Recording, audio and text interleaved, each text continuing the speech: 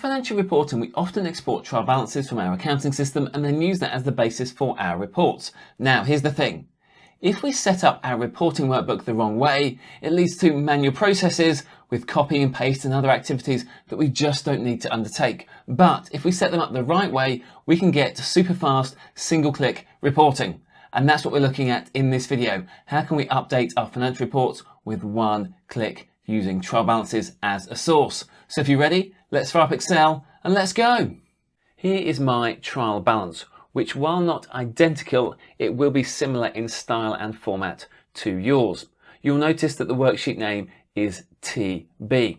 Now, I don't just have one trial balance, I have a whole folder of trial balances, which have been downloaded at each period end. Here's my reporting workbook. It has a tab for the data, a tab for a mapping table, and a tab for the report. The mapping table contains the general ledger code and which heading in my report that code is mapped to. The report contains those same headings arranged in the correct layout. I have already added the sum function to add up the headings in each section. We have a year-end date cell, and we're using the EO month function so that we can then get our 12-month ends based on our year-end date. The thing we're missing is the data from our trial balances, so let's go and get that. We want to load all of the trial balances from the folder, so in Excel, go to the data ribbon and then click Get Data from File and then from Folder. I'll navigate to and select the trial balances folder, and then I can click Open. We get a preview that lists out all the files in that folder. I'm then going to click Transform Data. Power Query now opens, showing us all the files inside a query called Trial Balances, which was the name based on the name of the folder. We can change that name if we want to. I'm going to call it TB. To combine all the files together, I'm going to click on the Combine icon at the top of the Content column. Power Query is going to use the first file in the folder as the basis for transforming all the other files in that folder. Now, if you remember, on our trial balance worksheet, the sheet was called TB. So I'm going to select that and then click OK. Power Query has created some additional queries for us. The TB query includes all the files in that folder combined together, which includes all the header sections. It's also created the transform sample file. This is the query that transforms the first file in that folder, and that's what's then applied to all the other files in that folder. So therefore, to clean up all of our files, we need to make changes to the transform sample file. If we look in there, we can see that Power Query has automatically applied the promoted headers step. Now we don't need that, so we can click on the cross to delete it. Next, we have 4 rows at the top that we want to remove. So I'm going to click Remove Rows, Remove Top Rows, enter 4, and then click OK. We can now make the first row of our data our header row. To do that, I'll click Use First Row as Headers. Now, Power Query has automatically applied the changed type step. We don't need that, so let's click on the cross to delete it. Rather than a debit and a credit column, we want to have a single value column. Unfortunately, the debit and credit columns contain null values. So we need to change those null values to 0 before we can perform that calculation. So I'll select the debit column, hold Shift and click the credit column. Then I'll click Transform, Replace Values. The value to find is null and the value to replace with is 0. Then we can click OK.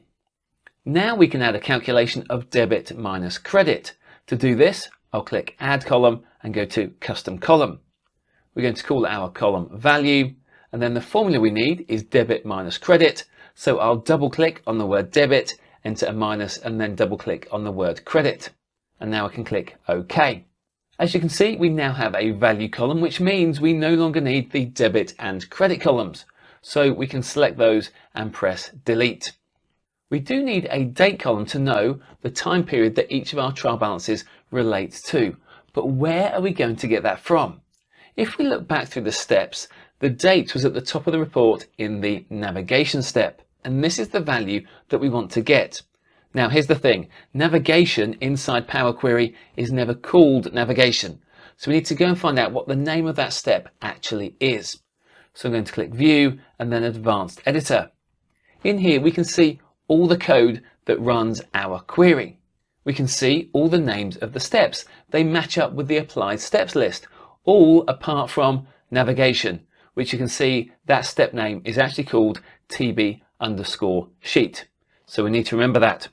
We can click cancel to close that window. In that TB_sheet step, we want column 1 and the third row.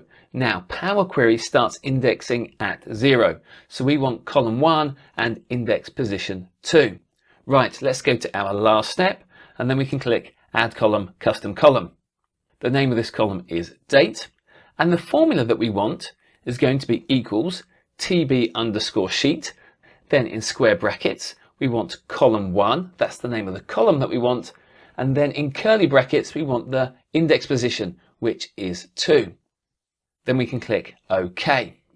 You can see that we now have a date value for each row, but we need to remove as at from the start of that value. To do that, I'll go to transform, extract, and then text after delimiter. And the delimiter that we want to use is as space at space. And then I'll click OK. So now in that date column, we just have a date value. Okay, now let's apply the data types. I'm going to set the account code as text. I'm going to set the account as text. The values will be currency.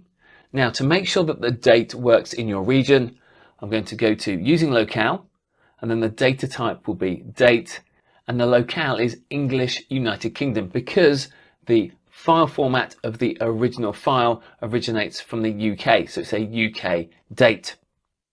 Okay, now let's head back to the combined TB, and we can delete the auto applied changed type step. We don't need the source.name column, so we can select that and press delete. Now, unfortunately, data types do not copy across, so let's apply those again. So account code will be text, account will be text, value will be currency. Now our date has already been converted into a date, so we can use the date data type. And that's it, we're done. We can now click home and then go to the close and load drop down and select close and load to. We want to load this as a table on an existing worksheet, and we want to load that into cell B3 of the data sheet. And then we can click OK. On our data sheet, we now have all the data from our trial balances stacked into a single table. But we now need to add our mapping so that we know where each code belongs in our final report. So on the mapping table, I'm going to select a cell inside the table, and then from the data ribbon, I'll click from table/range. The only change I need to make is to make the account code a text data type, and I need to replace that current step. Now let's head to our TB query, and from the home ribbon, I'm going to click merge queries. So from the TB query, we want the account code, and we want to merge that with the mapping table and the account code column. We want to use a left outer join, and then we can click OK.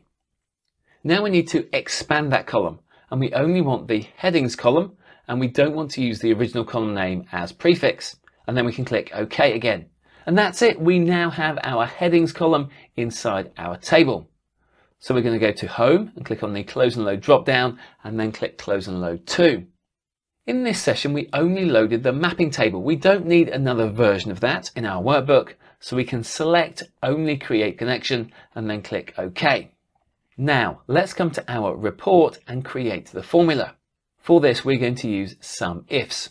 So equals SUMIFS, and we want to sum the value column from our TB table, and we want to sum that where the heading column is equal to our heading, so that's the value in cell B6. And we also want to sum where the date column is equal to the date, which is cell C5. And when we commit that, we now get a calculation. But if we want to copy this, we need to lock in the cell references. So let's edit our formula. For our first column of value, we need to make sure that when we drag this formula, that the column doesn't change. So we need to add another square bracket at the start, then a colon, and then have the word value in square brackets again, and then a closing square bracket. We need to repeat the same process for our headings column, and we want to fix our cell reference of B6 so that when we drag it, our column reference of B doesn't change. Now let's fix our date column. So again, we need this same square bracket format. So we have date, colon, date. They're both in square brackets and then square brackets around the outside. And then we need to fix our date reference to be $5. Now we can drag that across, it calculates, we can copy it down, it calculates, and we can also select entire ranges and paste our formula into those cells and it still calculates correctly. Now, a key thing here is that because this is a balance sheet, it means that the signage of shareholders' funds needs to be flipped. So let's change that first cell. I'll enter a minus sign and I can press Control Enter to commit that formula to all of those cells. Okay, everything is now set up. Let's imagine that we're now at the following month. It's now July. All we need to do is to download our July trial balance, save it into the trial balances folder, and then we just click Data Refresh All.